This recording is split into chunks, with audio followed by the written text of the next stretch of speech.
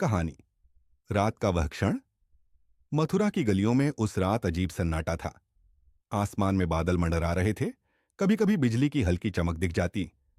नगर के महल में कारागार के भीतर एक छोटा सा दीपक टिमटिमा रहा था। वहां कैद थे वसुदेव और देवकी।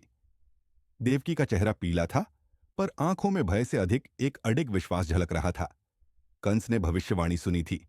देवकी का 8वां पुत्र उसका अंत करेगा। 7 संतानें वह निर्दयता से मार चुका था। और आज 8वें बच्चे के जन्म की रात थी। बाहर पहरेदार तलवारें थामे खड़े थे, पर भीतर समय जैसे ठहर गया था। आधी रात को जब शंख, मृदंग और मंदिर की घंटियां कहीं दूर बजने लगीं, उसी क्षण देवकी की गोद में एक तेजस्वी बालक का जन्म हुआ। उसका रंग श्याम, आंखें कमल जैसी, और मुस्कान ऐसी कि मानो भय को भी भुला दे। वसुदेव ने जैसे ही उसे उठाया, उनके कानों में एक गूढ़ स्वर गूंजा। वसुदेव, यह कोई साधारण बालक नहीं। मैं स्वयं नारायण हूं। धर्म की रक्षा के लिए आया हूं। मुझे गोकुल पहुंचा दो और वहां यशोदा की गोद में सुला दो। वसुदेव ने चारों ओर देखा।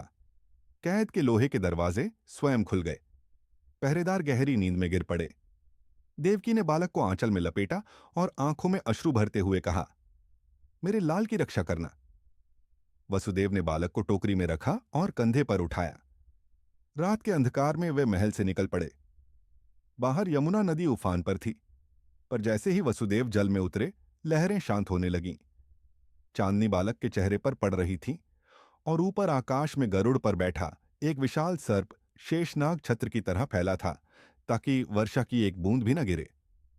गोकुल पहुंचकर वसुदेव ने यशोदा और नंद के घर का दरवाजा खटखटाया। भीतर यशोदा गहरी नींद में थी। पास में एक नवजात कन्या सो रही थी।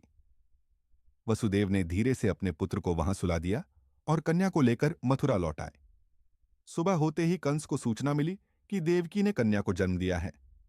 क्रोध में वह शिशु को मारने दौड़ा, पर जैसे ही उसने बालिका को ऊपर उठाया, वह देवी के रूप में प्रकट हुई और गरज कर बोली, अरे मूर्ख, तेरा विनाशक तो गोकुल पहुंच चुका है। कंस भय से कांप उठा। उधर गोकुल में यशोदा की गोद में श्याम सुंदर कान्हा अपनी नन्ही मुस्कान से संसार के सभी भय हरने वाला था। और इस तरह आधी रात का वह क्षण, जब देवकी के आंचल से नारायण प्रकट हुए, सदा के लिए जन्माष्टमी की कथा बन गया।